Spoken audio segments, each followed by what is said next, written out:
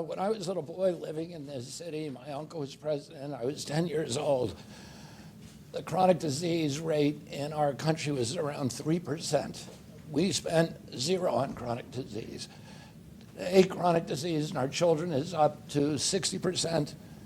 We spend about $1.7 trillion a year treating it. The cost is going up 2% faster than our economy is growing, so it's unsustainable. Secretary Rawlins pointed out about 75% of our kids can't qualify for military service, but the injuries are much deeper.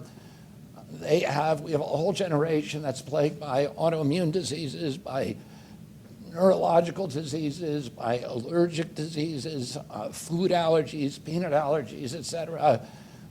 The fertility in our children has dropped dramatically. Girls are reaching puberty 6 years earlier. American teenage boys have sperm counts that are about 50% of 65-year-old men.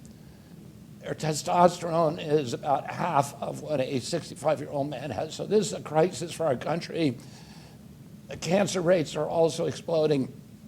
We know that the part of the problem is that we're not giving our children good food. The exposures are coming from chemical additives in our food. And we need to create, and then just bad food, sugar drinks like sodas. And for 20 years, Democrats and Republicans have been talking about this on Capitol Hill and saying, why are we paying for this? If somebody wants to drink a soda pop, we have no problem with that. We believe that we have freedom of choice in this country.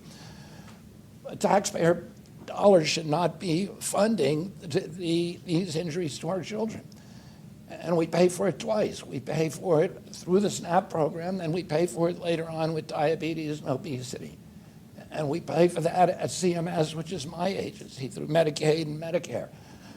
And President Trump has asked us to make America healthy again.